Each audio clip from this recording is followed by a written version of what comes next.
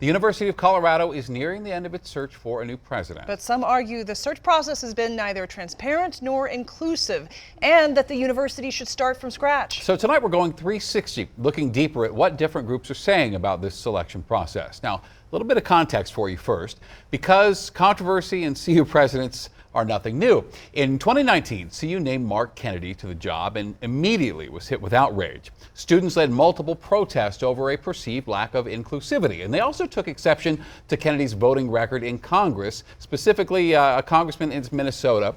Now, notably, they didn't appreciate his stance against same-sex marriage and his support for a border wall with Mexico. CU announced last year that Kennedy would be leaving and promised transparency in the search for his replacement. Students say that hasn't happened. Denver 7's Micah Smith joins us live outside the CU campus in Denver. Micah, students and advocacy groups tell you the process has excluded qualified candidates of color, particularly Hispanic candidates. Shannon and Jacqueline, I talked to the Latino Advocacy Council, Claro, and other groups who say prominent Latinos have been left off the list of finalists for CU's next president. These groups say they don't trust the search process, and they say without trust, there's an automatic disconnect between CU's new president and communities of color.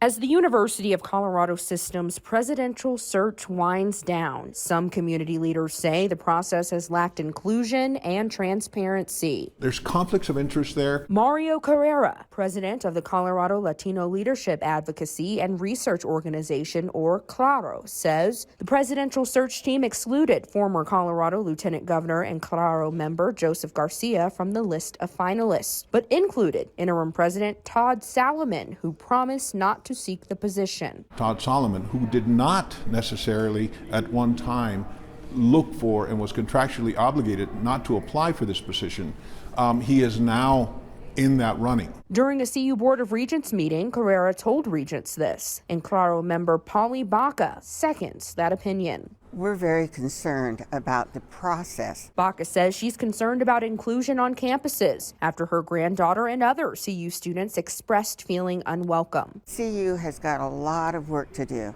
to develop a more welcoming atmosphere for students of color on campus. Baca says that work can't happen if the presidential search itself lacks inclusion. CU's Board of Regents issued this statement on the search, saying in part, "We held more than 40 listening sessions with stakeholder groups to gather input. Our search firm has put together a very strong and diverse pool of candidates." Board of Regents Chair John Kroll also addressed Claro members directly. I would invite Claro and others from the Latino community for a dialogue with the candidate or candidates on how we can constructively move forward. I think he is sincere, but it doesn't solve the problem. The problem is the process was wrong.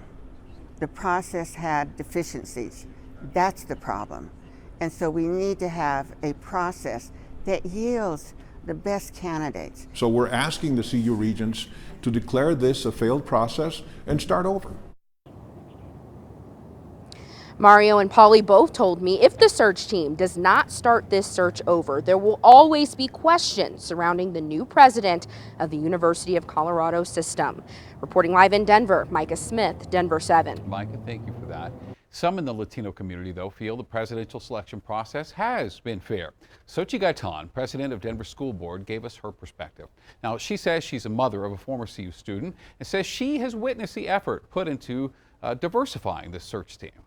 I appreciate that the search committee followed through on their outreach, their listening engagements, and they sought out the Latino groups during that process. And so I really do thank the CU Regents and the committee search to make that happen.